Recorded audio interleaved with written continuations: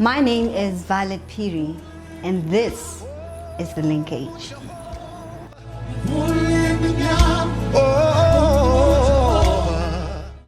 We've all heard this word thrown around, a narcissist. And mostly it came from people who were in a bad, toxic relationship. They would then refer to their partner as he was a narcissist or she was a narcissist. But do we really know what it means? Today we are joined by Samy Lerato, who owns a practice called Elevated Perspective. And she'll be delving into us understanding what is narcissism, especially in the context of church, workplace, and inner community. Thank you so much for joining us today. Thank you for having me.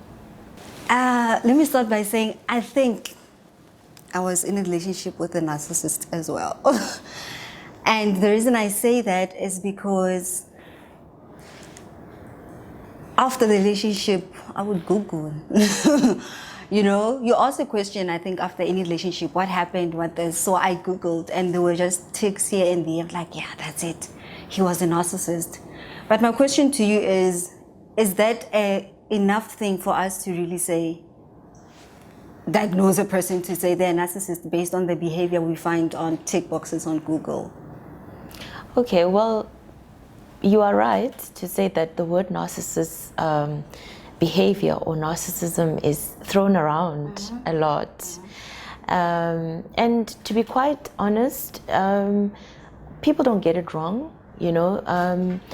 With my experience with people, they did correctly put it. But actually the simplest definition of narcissism is just selfishness. Okay, it's all about me, it's me, me, me. Narcissistic people, they will not hesitate to trample all over you in order to get what they want. Narcissistic people have an abnormal, inflated ego, and they also have what we call syntonic. And egosyntonic is believing that everybody else is wrong except me. Okay, I am the victim here. Everybody else is wrong. And they have a lot of narcissistic injury as well, what we call narcissistic injury, where their ego is constantly injured and bruised, right? So this is basically the simplest definition of what a narcissistic person is. And also, it's very important that I make the point that every single one of us does have a little bit of selfishness inside. Every single one of us does have a little bit of, you know, wanting to be recognized. But this is now on a very abnormal level. So what is the difference between narcissistic behavior and confidence? Okay, so being confident has got nothing to do with other people. It's an innate quality. So I'm confident because I'm Lerato, I know my abilities, I know my talents, I know my skills, I know me. But now when you're narcissistic, it's not an innate thing, it's about other people. It's about what I can do to you in order to get what I need. When you're confident, you know what you need to do. You know how to activate your skills, how to activate your talents. You use yourself to get to the next level. But when you're narcissistic, you use other people. Affirmation is important, right? But how then does a narcissist, I heard that they feed on being affirmed and admired. How is it different? I'm struggling to see how is it. I get it, it's being selfish, but we all want to be affirmed. Yes. At what we do. You look good, like you look good today. You know, so why is it so different with them? To what, like the levels are different, I get it. But why do they need it so much? Okay, so narcissistic individuals or people that have a narcissistic personality disorder, they are naturally very vulnerable people. They are very insecure, and oftentimes they suffer from feelings of shame and guilt, but they will never tell you that. Okay, so that is why they constantly need affirmation, and for you to recognize they inflate everything. Their achievements are out of this world, and they always have to associate themselves with a certain class of people, and they look down at other people. If they don't think there's anything that you can offer them, then you are nothing. They cannot associate with you. So it's really just about covering up all those vulnerable emotions and insecurities that they have inside, by getting you to constantly affirm them. And if you do not affirm them, that's where you cause the narcissistic injury. You are the one with the problem. You are envious of me. You are jealous. Yes, you don't want to see me succeed. You're not supportive enough. They've got very high levels of entitlement as well. I'm entitled to your affirmation. I'm entitled to your compliments. I'm entitled to you saying good things to me. Are they in return giving the same? Usually not, because remember, it's all about them. You don't exist. I don't see you, but you see me and I exist. So you live for me. You live to uplift me. I don't see you. Is this a genetic or learned behavior? Well, in psychology, we tend to explore the two, nurture and nature. Nurture being genetic, pass-ons. And then also nature then becoming your environment, how you were raised. And oftentimes it depends on the environment that you were raised in. People that are narcissistic usually did not have a good childhood. They were probably crushed, probably never complimented, not loved, etc. So that environment has got a way of creating an environment, that need, feeding off. You're like a parasite where you feed off people. But then you also have those children that were overly praised and overly spoiled and so forth. So now when they grow and they meet other people, correct, it becomes an injury. So they expect everybody else to do to them what their parents did for them. Let's get this straight. What happens when, in a setting of church, in a setting of church, how does a person mask the narcissistic behavior also versus the work, and in our families? How is it masked? Because no one will come out and say, I'm a narcissist. Yes. But there is a way that people would act that would be like, Correct. Yes. So I'll start with the church part. In church, we see especially narcissism being portrayed by leaders. These are the leaders that don't believe their ministry can exist without them. They are the ministry. They started the ministry, therefore they are the ministry. They identify themselves as. Correct. And they sort of like develop this wall around them, this aura, that I am, you are there for, you are because I am. Yes, correct. And everything we do in the church, it's all about them. They have to be on every poster. They have to, you understand? And I'm not saying that posters that have church pastors is wrong, but I'm just referring to a point where it's just overly done. They don't want, even on the simplest thing, they have to be there, and you find that their names are even engraved in certain equipments in the church because they are the leaders. And this narcissistic behavior is so toxic in the church, because what happens now is, if you do not give this man of God or this woman of God the respect they think they deserve, they have the ability to isolate you. And when you're isolated in the church, you feel like you're being isolated by God. Correct. Because they want you to think they are God. I'm sorry for my It's okay. I'm just like, and then in the workplace, I would think, if a person feels like, even when they're sick, they're not at work, they will still be calling, they still wanting to be part of a certain project, even if really you are sick, you really don't have it. We'll inform you when you come back. But they feel like the project won't go on without them. There's no way you guys will do a good job without me being there. Correct. Okay, we don't want to feel like we're not compassionate, because you said that some of them suffer from this because of shame and something that happened in their childhood. So I want us to start cultivating a culture where we don't throw out the word narcissist, yeah, narcissist, and being very rude about it.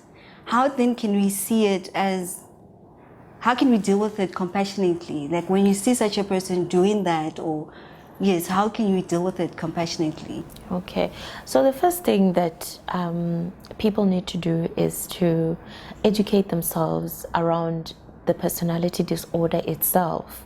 So the more we know about it, that's when we will know what to do about it. And it's also not easy, even if you know so much about this personality disorder. Nobody likes boastful people. Nobody likes to be looked down at. Nobody likes to be taken advantage of. So when you find yourself in situations like that, even though you can recognize that this person is narcissistic, you're still going to get annoyed. But the more we become aware that this is actually a disorder more than something they choose, that's when we start to become compassionate. For example, in the workplace, when your boss is narcissistic, and we have a lot of those bosses that are narcissistic, they take credit for your work. They make you feel like you're not even good enough. The only reason you haven't been fired already is because I'm a nice person. Yes. You don't deserve to be here. You're not talented enough. You're not skilled enough. We have a lot of bosses like that. So the more you educate yourself in terms of, by reading and really getting to understand that this is a disorder, then you start to navigate your way. You start to train yourself not to be affected by it. Yes. You start to become rational. Yes. So it's like, oh, okay, they're narcissistic. They are not my problem.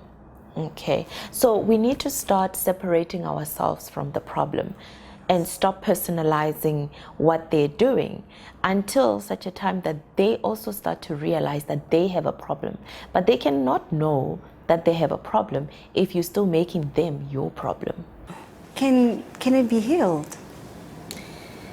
By going to therapy, yes, you can get help if you're struggling with narcissism. Because as therapists, we are trained to deal with these kinds of things. So when you go to see a therapist and you tell the therapist, this is a problem that I have.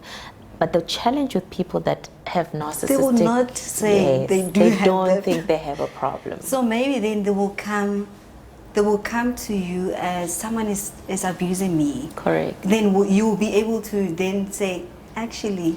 Well, yes. The more they talk, the more you kind of start to pick up that, okay, maybe you probably have this problem, and it's fine for the conversation to deviate to that. Except until they accept that they have a problem, then they might just end up fighting with you. Yeah, so they might stop coming. You're not a good doctor. You're not doing your job. Yes, because you ended up thinking I'm the problem. Remember the ego symposium that I spoke about? Yes. Everybody else has got a problem, not me. This sounds like a very scary monster. I'm thinking in the next generation, what can we do to curb the rate of it in the next, our kids? You know, what can we do to slow down the rate of it growing?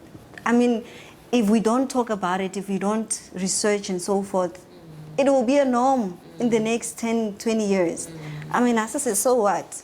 You know, so what can we do to then try and curb it?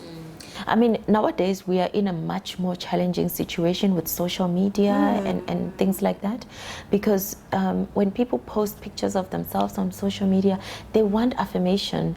They like those likes, you know, when you click like and then they have 110 likes, it's like, oh, everybody thinks I'm pretty. Everybody thinks my car is nice. Everybody thinks my job is awesome. Everybody thinks I'm dressed nice. So social media as well does have a role to play in how people feed off these affirmations. So we have to start by educating people to have self-value. Value yourself before you can expect somebody else to value you. so that even if you don't compliment me, I am still at that point in my life where I'm like, I know I'm pretty, I know I'm dressed well, I know I am skilled, I don't really need somebody else. Yes, it is normal for human beings to want affirmation. Yes. We are relationship species, if I should put it that way. But it is also very important to cultivate your own inner strength to say, hey, this is me. I know who I am. And also narcissistic people have got an identity problem. When you don't know yourself, you tend to you can easily become narcissistic because people that know themselves, they become a threat to you. So this is why they feed off confusion. They have to cause confusion in your life, and then that weakens you a little bit. And when you are weak, that's where you are vulnerable. Because now they're on a higher... Correct. If I can get you a bit confused about who you are, then you become vulnerable. And that's a weakness and a gateway for me to come in. So we did say this is genetic, so it can be passed on to your children. Yes, it can. It can definitely be passed on to your children.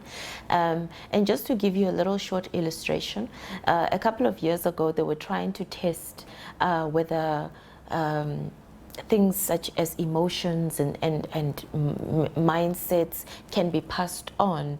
And they did an experiment in a laboratory where they drew some blood cells from one person, and they put it in a test tube, and they put a little chip, a microchip in there, like a lie detector type of microchip in the blood, the test tube.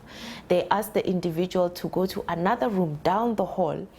They showed a scary movie to that person. And every time that person reacted, that microchip in the other room vibrated. So what they did more tests on that, and they realized that the same thing was happening. Why was it happening? The blood is out of that person's body, but now what that blood is trying to tell you is that it remembers where it comes from. Okay? That it's showing that whatever that person is feeling, this blood is feeling. So your child who is carrying your blood, don't be surprised if they start to act like you. Scaring me. Whoa. Okay. It's scary. It is scary, but it's all about what legacy do you want to leave as a person. When you look at yourself, how do I want my children to act? How do I want my grandchildren to act? And if you know that you have a problem, first be honest with yourself. Say, okay, maybe I have an inflated ego. Why is it that when people criticize me, I fire up? When I get correction, I fire up. Why do I need people to tell me my shoes are nice? And if they don't tell me, they're jealous. Why do I think I deserve compliments? Really be honest with you. Why do I trample on other people to get to where I want to get to? Be honest with yourself. And once you get to that point where you are self-aware, start the work, the hard work of changing and also instilling different characteristics and values in your children. That's the only way we're going to break the cycle. It has to start with the individual. Start the heart, Jenny, because it won't be easy. No, it's not going to be easy. It won't be easy because it's something that you're used to. You feed on it. It's like food. Correct. Wow. This is, we won't finish today, but this is a mouthful. And it's a scary thing as well. You know, when I wanted to talk about it, I didn't think it was this deep. Yeah. I really did not. Because now I'm thinking, hey, I mean, in our family, it's just in one family. Correct. The dynamics of relatives, the dynamics of, and I'm like, yes. Because some families, I think they pride themselves with, they don't use the word being a narcissistic family, yes, but they have this sense of high rank, yes, between other family members. It's much more painful in a family environment because your family is supposed to be a place where you get comfort, where you get your most joy and peace. But if that is where you are supposed to put up your guards, I mean, you really are in a tricky situation. So yes, it exists a lot in families. People are fighting because of this problem. Somebody looked down on me, somebody said this to me, somebody's constantly crushing me. And also what I need to mention is that there's what we call gaslighting. Gaslighting is one of the most used techniques by narcissists. Gaslighting is that process of denying your reality. When a narcissistic person hurts you and you come, you tell them, you know, I didn't like the way you spoke to me. An apology is a very difficult thing to get from a narcissistic. Instead, what I'm going to say is that, you're just too emotional. You're so sensitive. I deny your reality. I deny what you're feeling. And I make you look like the problem. Who is the problem? Yes, you are the problem, not me. If they cheat on you when you're in a relationship, they will speak in such a way that you end up feeling that it's your fault, that they cheated. This is very painful for me to absorb and take in. Yeah. Thank you so much. My mind is just running wild right now. And I hope by the end of our conversation that people will start self-assessing, and that my mom will know what a narcissist is. Thank you so much for joining us. It's a pleasure. Family and friends, narcissism. Let's learn more about it. Let's be self-aware. I love you, stay blessed, and see you next time. Bye. Oh, Jehovah.